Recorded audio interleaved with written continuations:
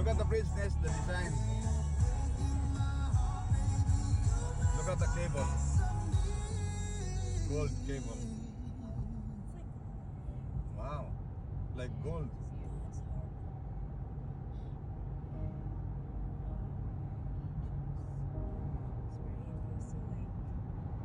I hate to sleep with one eye open. Oh, look at the left side, guys. I Corvette. see the headlights turn to shadows.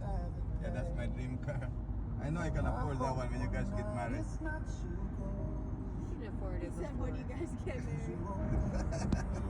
Because your husband will help me pay. Do you think that? I'll negotiate. I know how to negotiate to your husband. I'm afraid of God that I can buy a Corvette for my father. Yeah, great. So now if you're we're gonna leave, Friday night. in the middle of the night, take a bed off.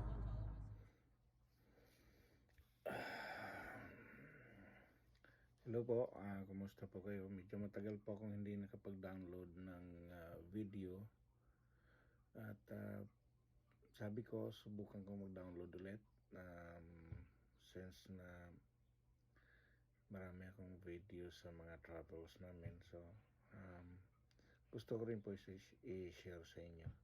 Itong video po na papakita ko sa inyo ay yung bakasyon namin sa Assateague, somewhere in Maryland, and maganda po sa lugar na yan. Isi-share ko po sa inyo, makikita nyo po dito sa video yung area, papakita ko po. If you're gonna leave it. Don't say goodbye.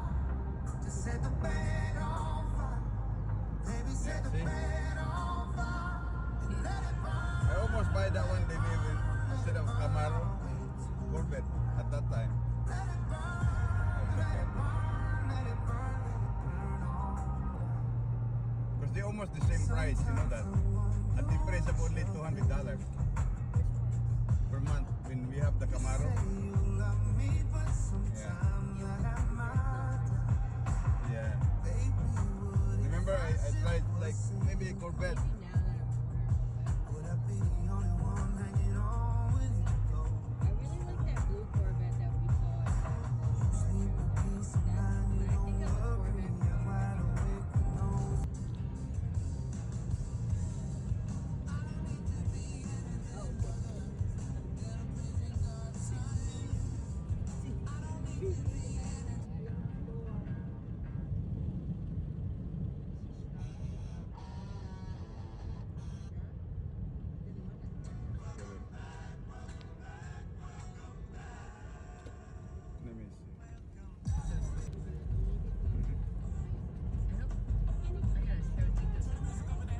Direto, pwede yung fishing. Ethan, did you bring your tripod? Naman siguro.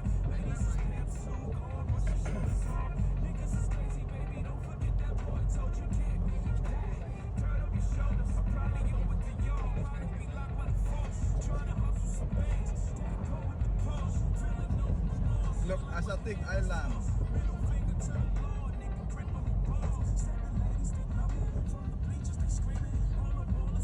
Now we are in the island.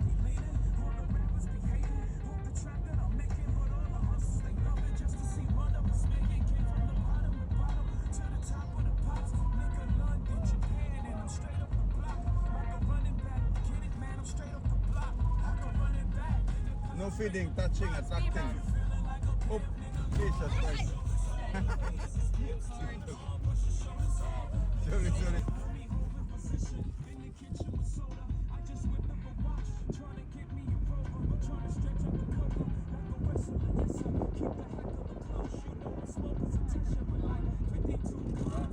This hairstyle doesn't match this outfit. This hairstyle doesn't match this outfit. What is it? Oh, your car, Dimi, on the left side. Look. Uh-oh. Is it SS?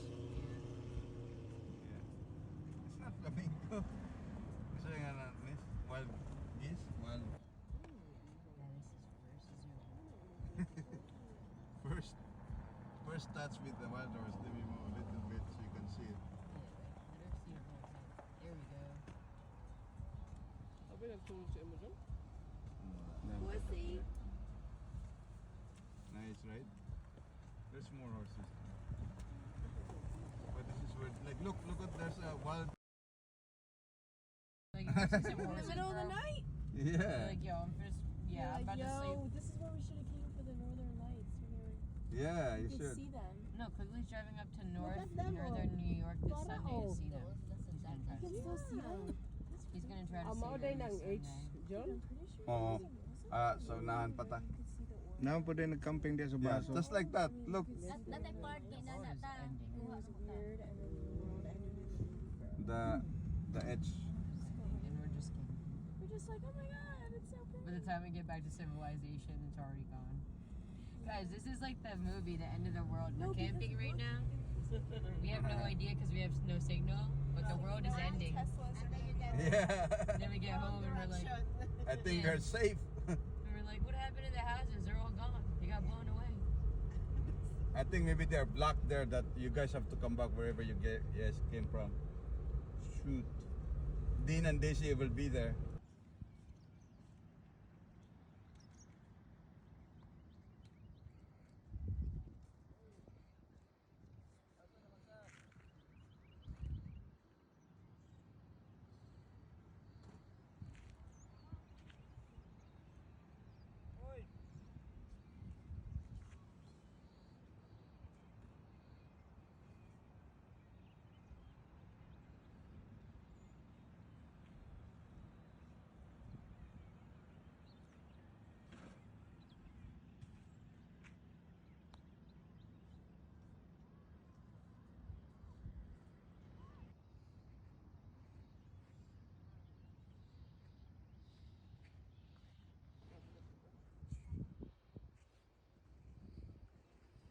Wapo rin manglakaw na. Walking kay. May pasakit ang init.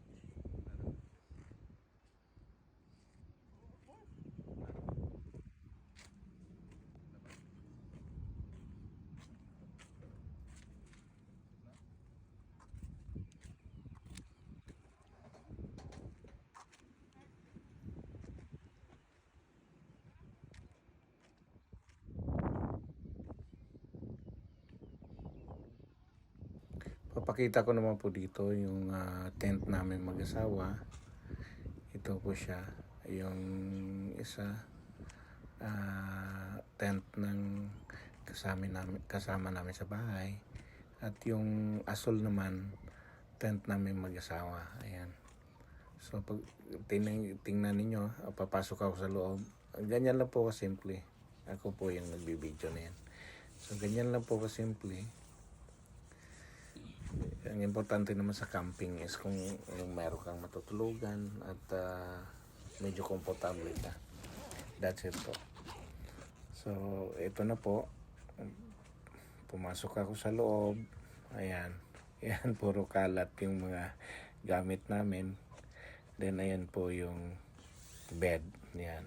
Yan po ang bed. So, meron kaming sleeping bag. Tapos, yung sinapin mo namin sa bed sa umaga. Yan po. So, may upuan kami sa labas. May lamisa. Andyan lang po yung mga gamit namin. Tapos, yung nakaparada yung sasakyan sa harap. Yan, ganyan lang po. May ihawan doon sa gilid. Ganyan. Tapos, ang kagandahan po dito, may trees sa likod. So, pwede kang, yan, maglagay ka ng hamak. At saka, yan, mag-upo ka dyan. Papahangin. Sa ilalim ng puno ng kahoy. Ganyan po. O, kung napakasarap mag-relax po pag kung weekend, kung may time kayo. Instead na nasa bahay lang kayo. Labas po kayo. Like for example, medyo exhausted kayo sa trabaho nyo. Dito po makaka-relax kayo pag nang-camping kayo. So, yan po ang ginagawa namin. So, nakaugalian na namin ni Mrs. na ganyan. Tapos niyayaya namin yung mga pamangkin namin. So, ganyan dito sa Amerika ang ginagawa namin. So, yun lang po. Enjoy po kayo sa iba pang video na kasunod nito. At makikita po ninyo kung anong ginagawa namin during camping.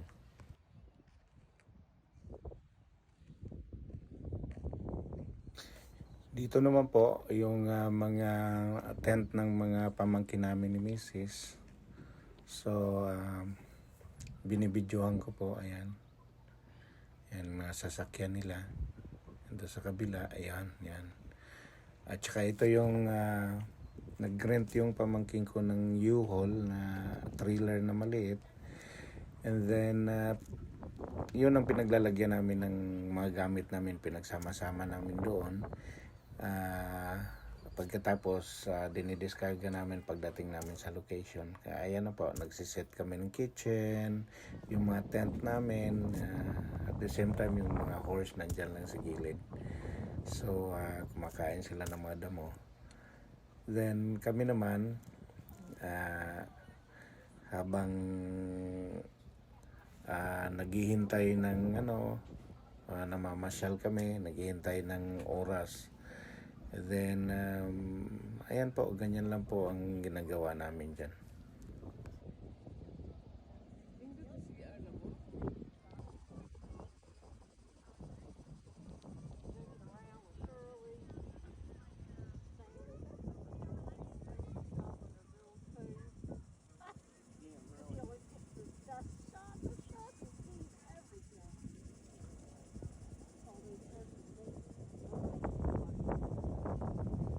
Dito din po makikita natin yung mga kabayo kumakain ng mga damo along the street.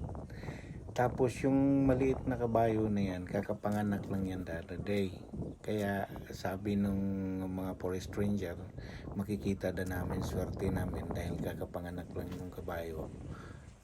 Actually, these horses are wild.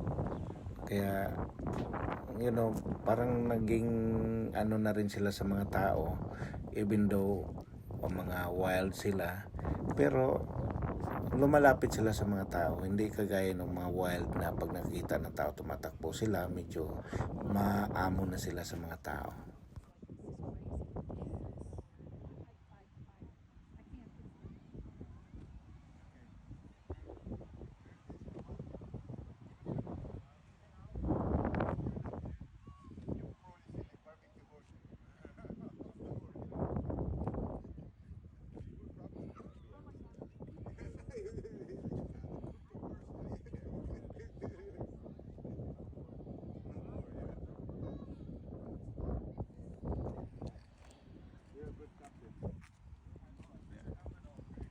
Oh, there it is. Oh. It's a puppy, right? Yellow. So at least you have seen there, and look, are you there now? Come on, the background mo dire. Look dire to. Oh, check picture ni Tita. Dire, oh, dire. Kana gamay nga. Ay, kana yung picture dire ta. To. Kita ang horse? Si camera po.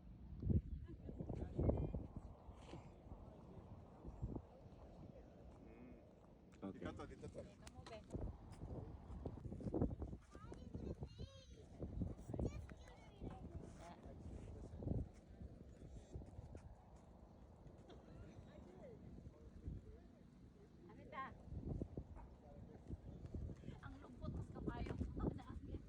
That one is good. Oh, come on tulo.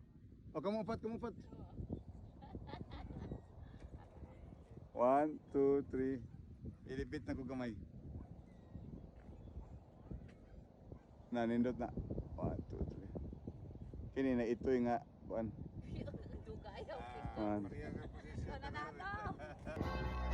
Dito naman early morning, nagpe-prepare kami ng breakfast namin. While nagpe-prepare, yung iba nag-iihaw sila ng something, barbecue ba yun o ano ba yun. And then nagpapainit. Tapos nagkasiyahan kami while naghihintay kami ng breakfast namin. So ayan, yan po yung kitchen namin, yung red na bubong na yan. Then nandyan yung mga pagkain namin. Ito yung mga apo-apo namin, mga pamangkin kami lahat, nagsama-sama kami dyan. Every time nakakain kami dyan kami sa area na yan. Kahit nasa distansya yung mga camp namin, mga tent namin. So lalapit kami dyan kami magbe-breakfast sabay-sabay. Pintuhan, yung iba nagpe-prepare ng breakfast, yung iba mga bata ano ba yung inihaw nila, marshmallow, ano ba yan. So ganyan lang po sa camping. Masaya po, parang kalimutan mo muna lahat ng stress sa trabaho o ano pa man. Basta pag nandyan kayo sa camping, ganyan lang po.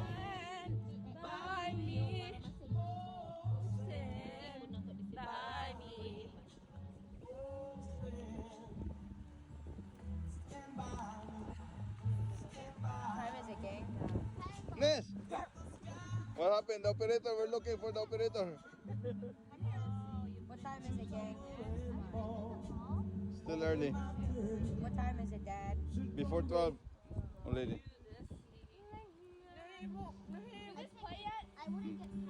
Did this song play yet? No. Tito was vibing to that song. Oh my god, no! Here, fix yourself. Your legs should be over here. Yeah. So you're facing everyone. Oh. Ato. Kabula mga apo. Ngapo. Lula o kapuhan. Oh. Oh. The grandpa and grandma with the grandchildren.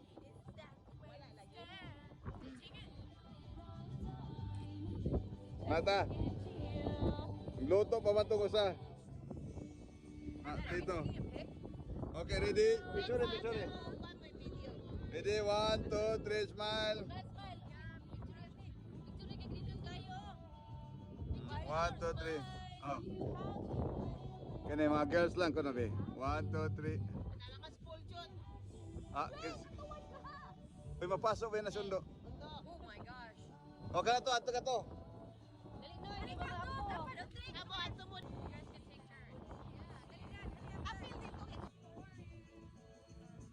There, behind Tito. Yeah. All right, ready?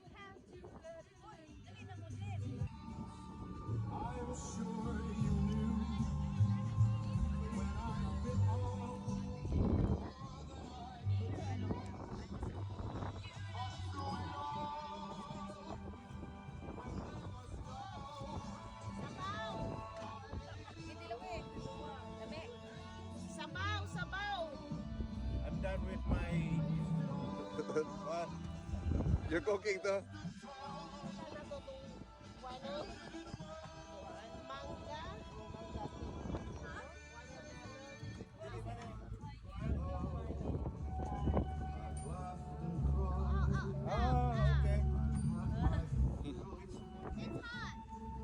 Ato nito yung Ha? Oh, parang init na rin pa nung mainitan eh.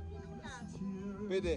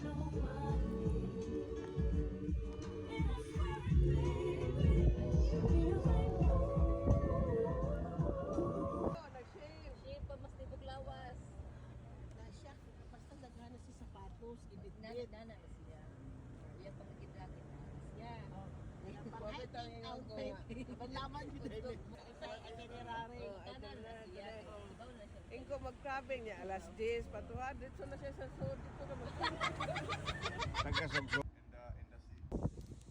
Ito pong area na to na nakikita ninyo. Ito po ay lake. Napakalaking lake po. Yung iba dyan nagka-crabbing, yung iba kumukuha ng mga clams, yung iba po naliligo. Yung sand nga lang niya, puro parang mga shell ng mga clams. Kaya medyo masakit sa paa. Pero maganda po, malinaw ang tubig. At saka maganda po yung lugar, tahimik. So, dyan po kami nag-set up ng mga bed, set up kami ng mga hamak, yung mga duyan. Yung iba naman nagkayak, naligo, ganyan. So, iba tulog sa duyan, relax lang. Dala kami ng pagkain, saka mga inumin po. Dyan kami hanggang sa maghapon sa araw na to. So, maganda po yung lugar. Kita nyo, napaka-simple lang, pero nature po. Ang ganda ng area. Nag-enjoy po kami dyan hanggang sa maghapon at pagkatapos niya na umuwi na kami.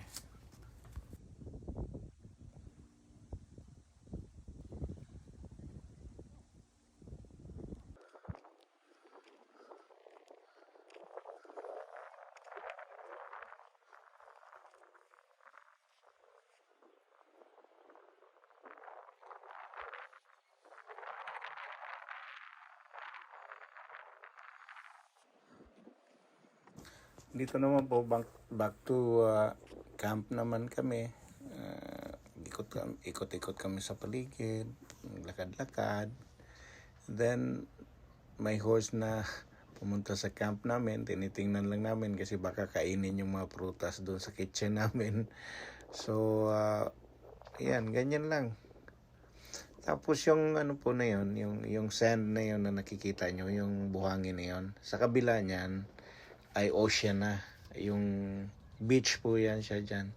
So, it so happen na malakas ang hangin at saka maalon. Kaya hindi, pumupunta lang kami doon, naglalakad-lakad. Ito naman po ako. Nag-iihaw ako ng isda at saka kung ano pa para sa hapunan namin. So, ayan, ganyan lang po kasimple.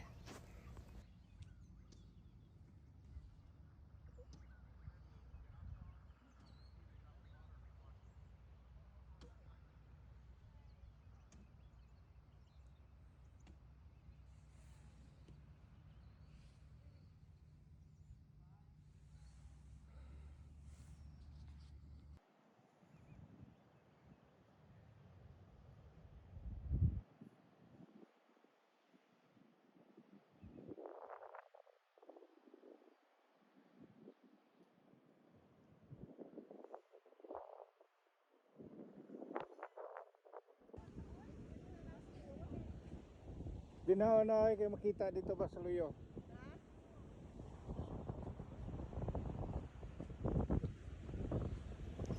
Ito naman po, ito yung beach na sinasabi ko kanina, yung nakita nyo yung sand kanina. Ito yung sa kabila. So, nakita nyo naman napakalaki ng alon. Talagang hindi ka pwedeng maligo kasi kung malapit ka makikita nyo napakalalaki ng alon. Then, ang hangin napakalakas po. So, medyo malamig kayo lahat.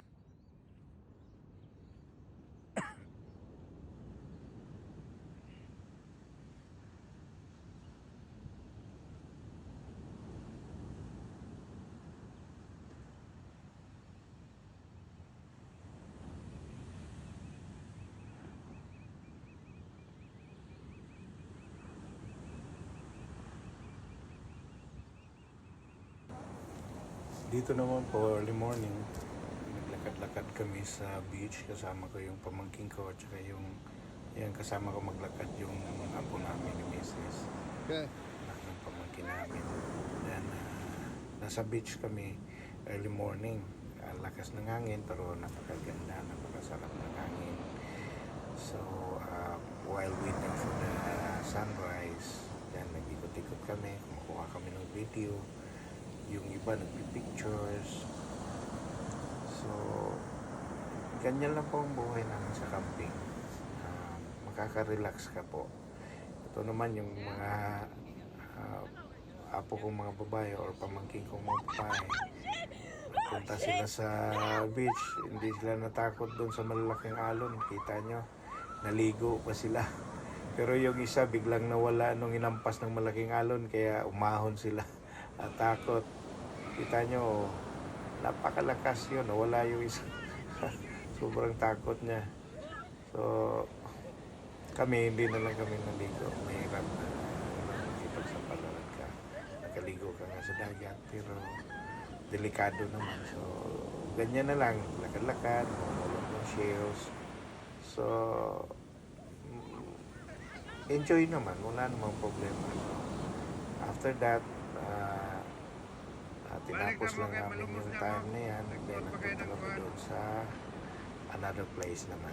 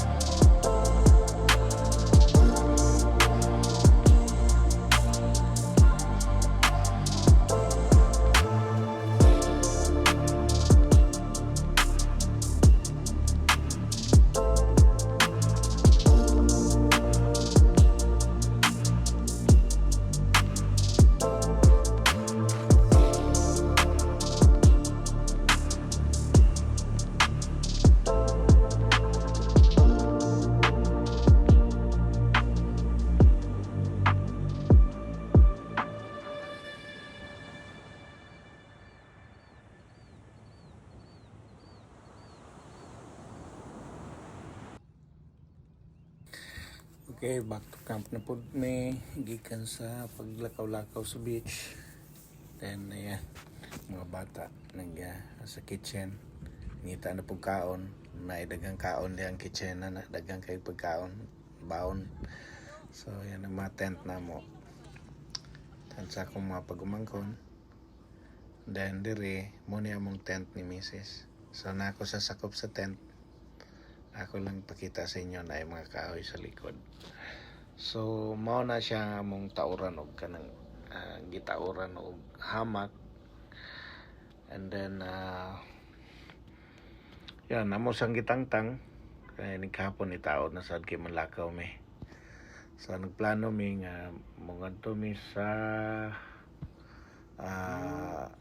another side of the island para mag-grabbing. So muna nga among gisecure among mga gamit, then nalakaw na sad mi. Mao ni ang lugar nga grabbing mi, nindot kay nga area. So kauban na mga bata. Nag-enjoy ra sad sila, dala og manok unya ibutang sa tubig. Then pagbira ang crabs magunit sa manok, then sawon dayon siya sa kanang sa libot kanang nainit. So mao na siya na island nga gagmay sa tunga ang mga bata na si Audrey ug si Audris nagunit sa among kuha nga crabs, tanawa ang crabs dagko kayo.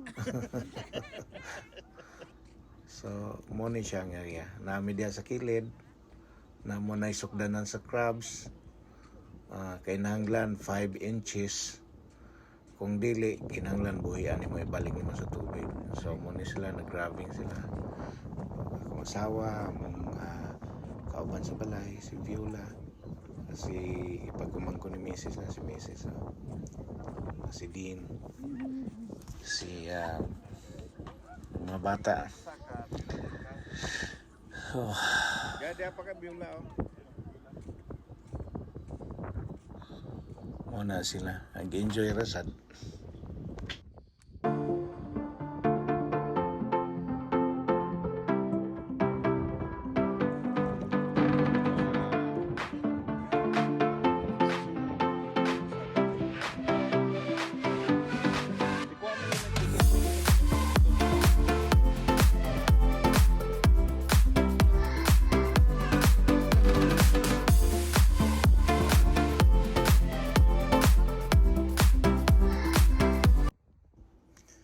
Since last day na namon muna na mong last day nga nag-grabbing me tapos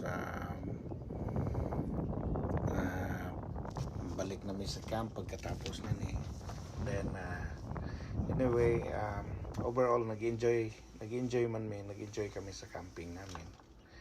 So nag-usap-usap na naman ng grupo, mga pamangkin namin, kasama namin na magka-camping ulit kami. Pag-uusapan namin kung saang lugar. So guys, salamat sa panonood, and then abangan nyo yung susunod na mga video namin. Thank you so much. Oh, these are the one? Madud eno sa kadiyo ko Kamu din. Kapuer ba kung drive 3 na.